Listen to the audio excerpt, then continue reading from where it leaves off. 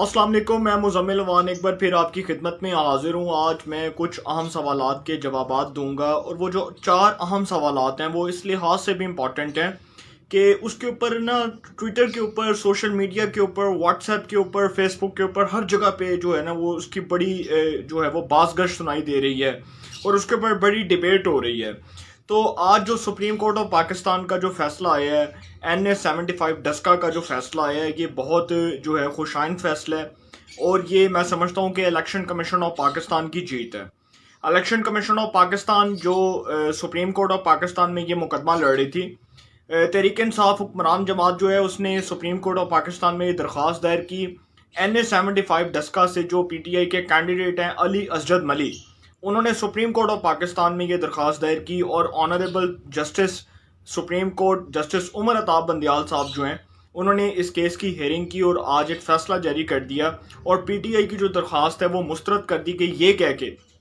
कि जो PTI कह रही थी कि जी 22 पोलिंग स्टेशंस की जो है वो पोलिंग करवाई जाए, पूरे हल्के में इलेक्शन ना कराया जाए। तो इलेक्शन कमीशन ऑफ पाकिस्तान का सुप्रीम कोर्ट ऑफ पाकिस्तान ने ये फैसला बरकरार रखा है और पूरे हल्के में एक बार फिर जो है वो इलेक्शन होगा। और मैं समझता हूँ कि ये जो फैसला है इसने आज बहुत ज़्यादा डैमेज कर दिया है हुक्मरान जमात को, मॉरली भी बहुत ज़्यादा डैमेज किया है और पॉलिटिकली जो इसके जो साइड इफ़ेक्ट्स हैं वो तहरीक इंसाफ के ऊपर वो बहुत जो है वो गलत किस्म के जो है वो असरात मुरतब हुए हैं। तो सुप्रीम कोर्ट ऑफ पाकिस्तान का जो आज ये फैसला आया है, सबसे पहले तो इसको समझने की ज़रूरत है। सुप्रीम कोर्ट ऑफ पाकिस्तान ने जो फैसला जारी किया है वो PTI की जो ये दरख्वास्त थी वो इसमें मौक़िफ़ इख्तियार किया गया था कि पूरे हल्के में जो है वो काउंटिंग ना करवाई जाए, पूरे हल्के में इलेक्शन ना करवाया जाए, सिर्फ जो है वो 22 पोलिंग स्टेशंस के ऊपर काउंटिंग करवाई जाए। उसके बाद इलेक्शन कमीशन ऑफ पाकिस्तान ने ये जो है इसके रिजल्ट्स रोके थे सिलेक्शन के, जब इस हल्के में बाई इलेक्शन हो रहा था, वो इस लिहाज से क्योंकि यहाँ पर कशीदगी भी हुई, यहाँ पर तसावुम भी हुआ, 2 अफराद की जान भी गई। उसके बाद पूरे हल्के में जो है ना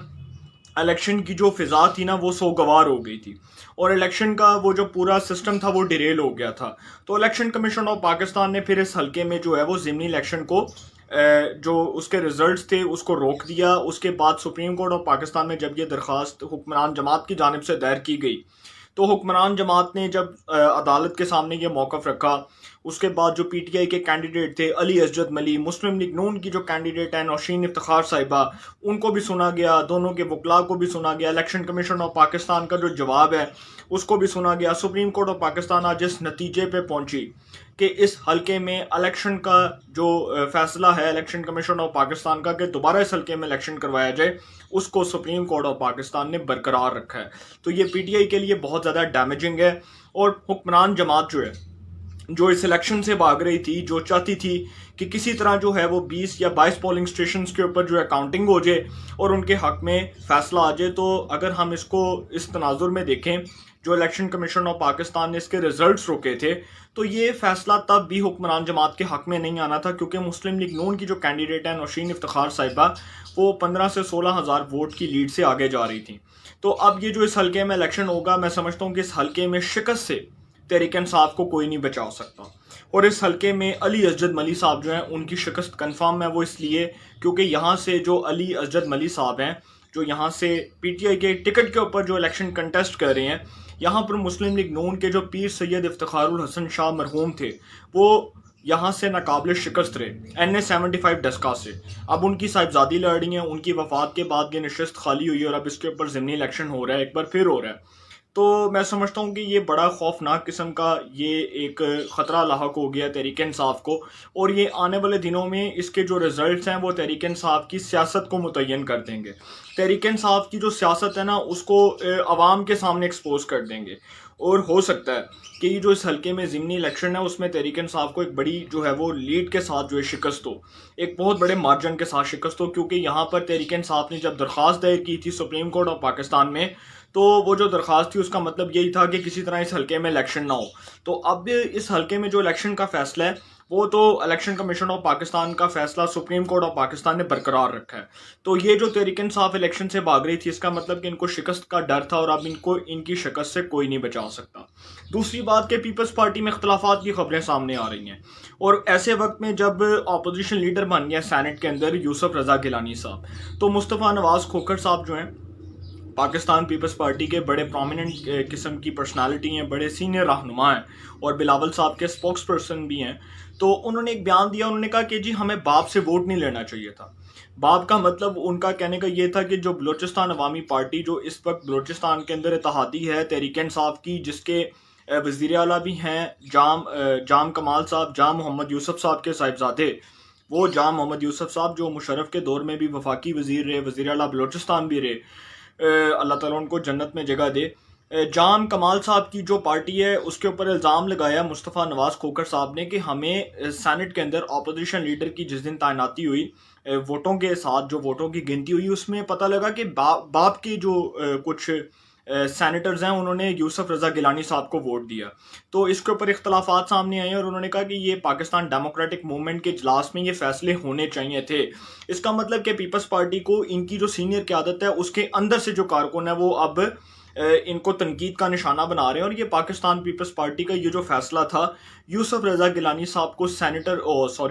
اپوزیشن لیڈر سینٹ بنانے کا، میں پہلے دن سے چیخ کے یہ بات کہہ رہا ہوں کہ یہ فیصلہ بالکل غلط ہے. وہ اس تناظر میں غلط ہے کہ یوسف رضا گیلانی صاحب جو ہیں وہ اپوزیشن لیڈر سینیٹر کے عہدے کے اہل نہیں ہیں، کیونکہ وہ اس ملک کے سابق وزیر اعظم بھی رہے ہیں. وہ ایک بہت بڑے جو ہے وہ مختوم فیملی سے تعلق رکھتے ہیں، ان کا ایک بہت بڑا پولیٹیکل جو ہے وہ کیریئر بھی ہے، وہ اسپیکر بھی رہے قومی اسمبلی کے جو ہے ماضی کے اندر. تو اس لحاظ سے اگر دیکھا جائے تو تحریک انصاف کے جو اختلافات تھے وہ پاکستان پیپلز پارٹی کی قیادت کے اندر بھی نظر آ رہے ہیں، اور یہ ہر جماعت کے اندر اختلافات ہوتے ہیں. لیکن اس بار جو پاکستان پیپلز پارٹی کے اختلافات ہیں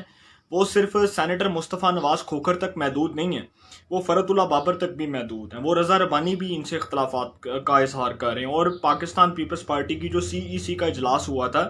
سینٹرل ایگزیکٹو کمیٹی کا جو اجلاس ہوا تھا، اس میں مجھے معلوم ہوا کہ رضا ربانی صاحب نے، اس کے بعد فرت اللہ بابر صاحب نے، سینیٹر مصطفیٰ نواز کھوکھر نے اور ان کے متحد ارکان اسمبلی نے پیپلز پارٹی کی پالیسیز کے خلاف کھل کے اظہار کیا اور کہا کہ پاکستان پیپلز پارٹی کو پاکستان ڈیموکریٹک موومنٹ کا، اپوزیشن کے فیصلوں کا پابند ہونا چاہیے تھا. وہ اپوزیشن، وہ پاکستان ڈیموکریٹک موومنٹ جس میں اپوزیشن کا 9 جماعتی اتحاد ہے، تو اس کے اندر جب پاکستان پیپلز پارٹی نے غلط فیصلے کیے، یوسف رضا گیلانی صاحب کو بغیر مشاورت کے اپوزیشن لیڈر سینٹ بنایا، تو پھر اس کے بعد مسلم لیگ نون اور جمعیت علماء اسلام نے یہ فیصلہ کر لیا کہ پاکستان پیپلز پارٹی کو بہت جلد جو ہے پاکستان ڈیموکریٹک موومنٹ سے کک آؤٹ کر دیا جائے گا، ان کو نکال دیا جائے گا. تو اس کے بعد جو کچھ رزلٹس ہمارے سامنے آئیں گے، جو خبریں آئیں گی، پھر اس کے اوپر جو ہے انشاءاللہ بات کریں گے. تیسرا معاملہ جی، پنجاب میں بزدار صاحب کی جو تبدیلی ہے نا، وہ اب جہانگیر ترین صاحب سے مشروط ہو چکی ہے. اور جہانگیر ترین صاحب کے بارے میں خبریں آ رہی ہیں کہ جہانگیر ترین صاحب جو ہیں وہ اس وقت جو ہے مسلم لیگ نون کے جو کچھ متحد ارکان ہیں ان کے ساتھ ان کے رابطے بھی ہوئے.